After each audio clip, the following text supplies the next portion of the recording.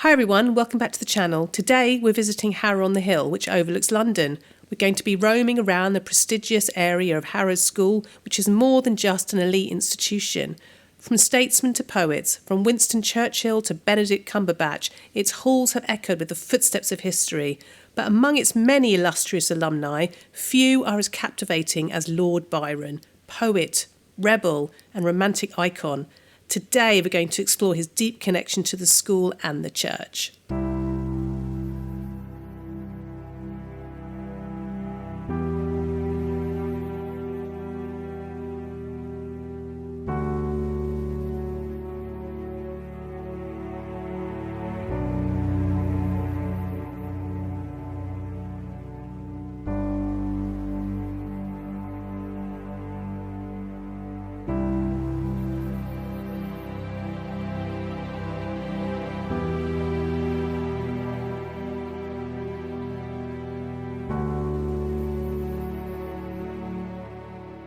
Byron attended Harrow School for 4 years, from 1801 to 1805.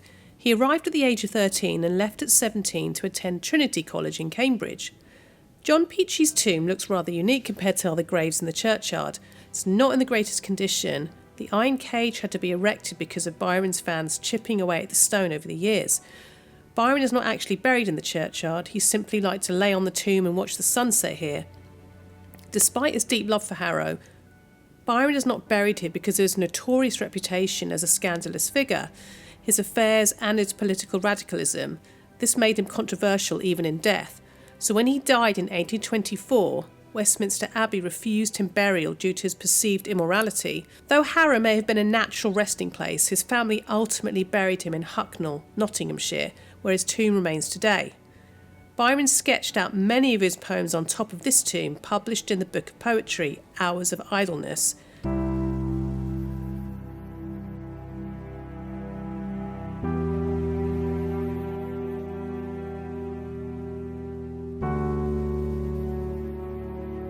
Yeah, you can imagine him sitting here contemplating life and that kind of stuff. So the bars here are around here because obviously people are trying to emulate him and climb on top and try and do the Byron pose. So that's no longer, that's been happening for a while. So anyway, I'll take you around some of the other spots and we'll go and see Allegra. Even after his time at Harrow School was over, he returned many times. The poem On a Distant View of Harrow is reflective and melancholic, written in 1806. In this poem, Byron looks back on his school days at Harrow with nostalgia, mourning the passage of time and the loss of youth and friendships. He particularly grieves for his friend John Wingfield, who passed away, and expresses sorrow over other friends he has lost, whether through death or time. Byron recognises that life is fleeting, and no matter how much he longs for the past, he can't return to it. The poem captures that deep emotional connection he maintained with the school, despite the more turbulent life he would later lead.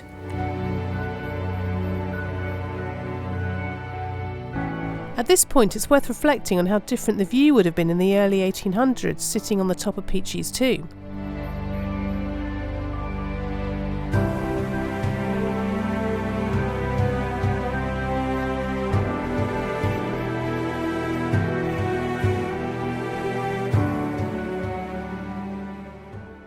So one of the other connections to Byron is his daughter Allegra, a byproduct of his relationship with Claremont, Mary Shelley's stepsister, and a central figure in the romantic literary circles surrounding Byron and Shelley. Claire was infatuated with Byron and pursued him persistently. By early 1816, they had a brief affair in London. Byron, who was already entangled in scandal with his failed marriage to Annabella Milbank, was not deeply invested in the relationship. So Claire followed him to Lake Geneva, where she joined Mary Shelley and her husband. This infamous summer was where Mary Shelley conceived Frankenstein. Claire continued to pursue Byron, but he quickly lost interest. Allegra Byron was born in January 1817. After her daughter's death, Claire was heartbroken and her resentment toward Byron grew. She later described Byron as cruel and dismissive. She deeply regretted the affair, seeing it as a youthful recklessness. In later letters, she portrayed Byron as emotionally distant and manipulative. She actually lived a long life, dying in 1879, and remained bitter about her experiences with Byron. St Mary's Church, also known as Harrow on the Hill Church, is more than just a place of worship. It's a building steeped in over 700 years of history. The origins of the church date back to around 1230. Although the church has evolved and expanded over the centuries, the earliest surviving parts for St Mary's, like the nave and the tower, were built in the 14th century. This makes it a true testament to medieval architecture. The tower stands at 100 feet tall. It's a beacon for anyone approaching Harrow on the Hill, offering an unmistakable silhouette against the London skyline. It's made of beautiful local stone, and when you stand at its base, you can feel the weight of history all around you. During Byron's time and into the Victorian era, the church began going through a major restoration, which was part of a nationwide trend to restore and preserve historic churches. And it wasn't just any restoration. The renowned architect George Gilbert Scott, known for his work on other famous buildings, helped redesign St Mary's, giving it the vibrant look it has today. From the moment you walk in, the central part of the church, it feels open and airy with its stunning stone columns and soaring arches. The space is designed to draw your eyes upward, giving a sense of reaching towards the heavens.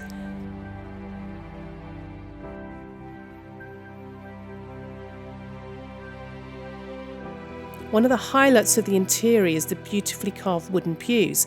These pews have been part of the church for generations, and their intricate detailing reflects the craftsmanship of the time. The wood has aged gracefully, adding a sense of timelessness to the space.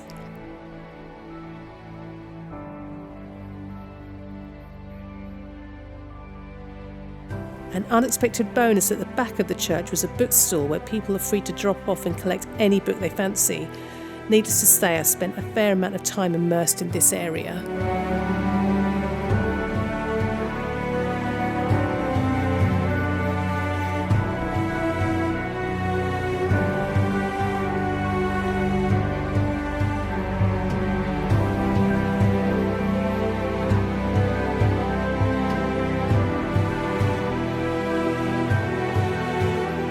As I was walking around the grounds, I had the good fortune to bump into Giles, the gardener of the church, who was brimming with knowledge about the history of the area and Byron. He graciously agreed to share some of this on camera. Hello there, I've been asked to speak about Byron and his connection with Harrow. He went to Harrow School as a young boy. His family had money, but not huge amounts of money, and they were a fairly new lord, and so they didn't have much land. They had a big house. The money being made defending Gibraltar from the Spanish.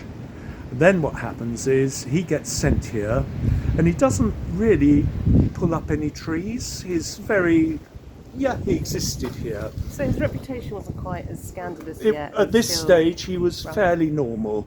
His main problem was he did have a club foot, or a disabled foot. Yes. And that caused him problems playing sport. And because of that, he had time on his hands, and he used to come to St Mary's churchyard and sit on a grave that now everyone knows as Byron's grave, but it isn't. No, it's actually a farmer. Peachey's down there, isn't it? Mr. Peachey. Yeah. He was a gentleman farmer. He made his money by growing all the food for London out here, and he had a mass of carters who drove the carts every day into Covent Garden and places like that. So he sat on this grave, no problems. He stayed here for 3.5 and a bit longer years. He then goes off to Cambridge.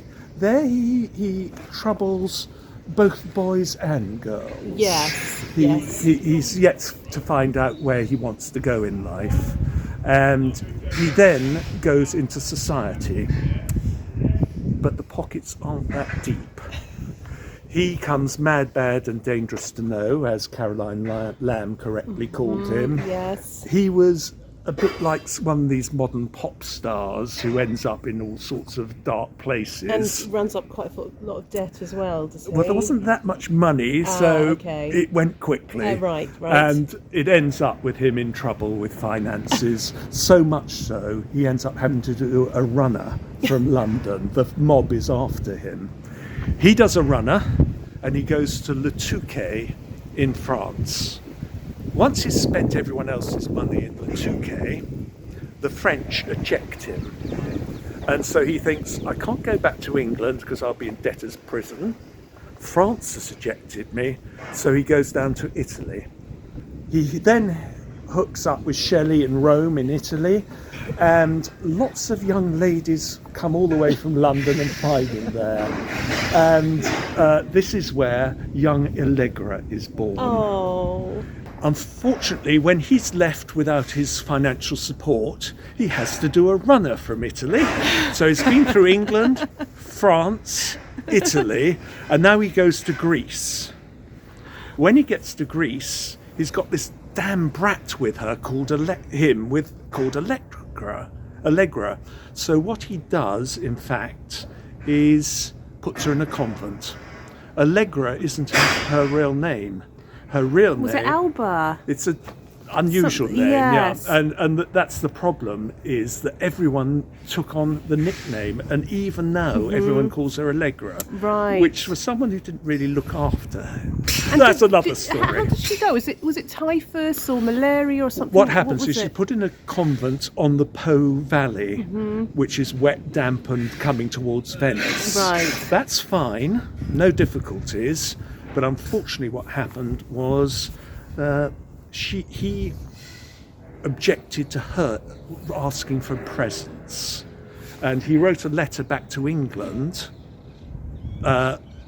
She wrote a letter to him, which we don't have, but the letter back to England exists, and it says words to the effect of, typical English brat always wanting presents. So when he does his runner to Greece, he then does a J.K. Rowling's and produces 5 mammoth books that bring in the money.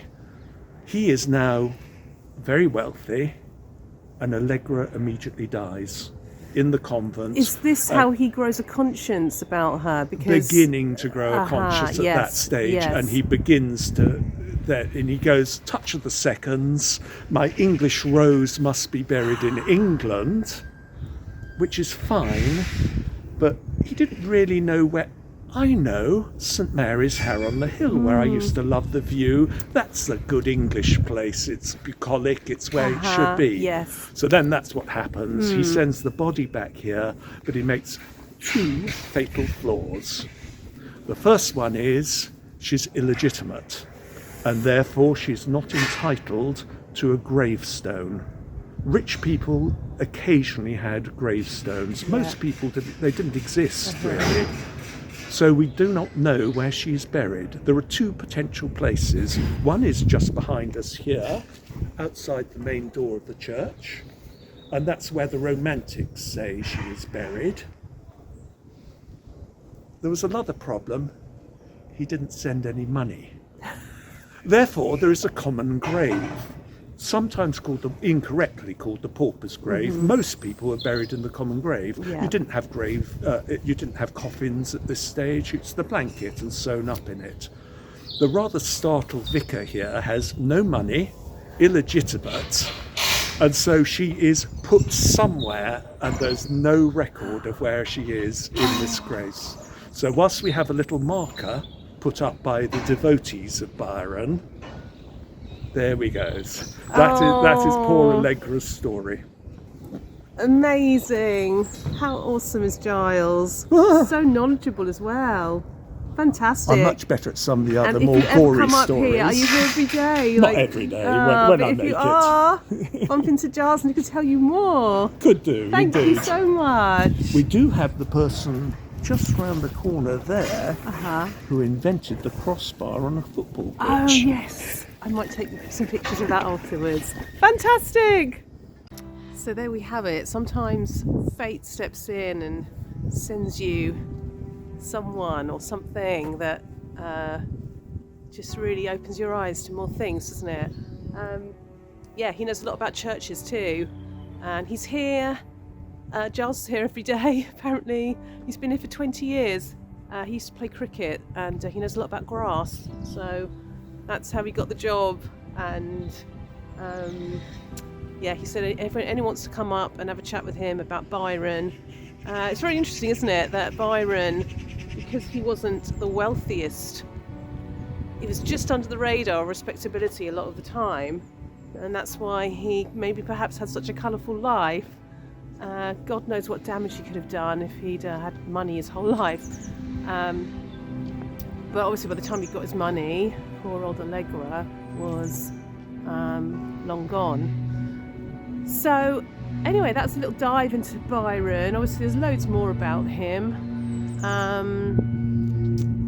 but it's a nice place to come, and even just, it's actually, again, I've been so lucky today to actually want to come here, and as you can see, the sun is shining and it's beautiful, and it's a really lovely spot. And also obviously there's Harrow School, that's a whole other history, a whole other story, which you can come and take tours there as well. Yes, so let's walk down and I'll take a few shots of the rest. See the rest of the graveyard behind me, and just walk back down and you can have a little look at what else is around here. Okay, let's do it.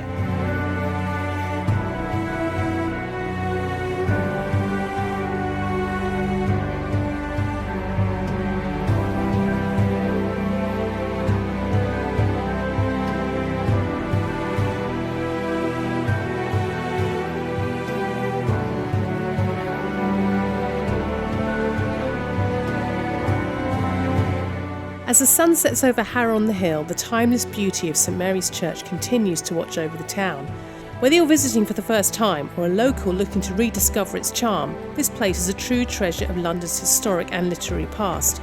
Thanks for joining me on this journey through history. If you enjoyed the video, make sure to like, share and subscribe so we can explore even more literary gems together. I think the last word should be left to Lord Byron himself. Fare thee well, and if forever, still forever, fare thee well.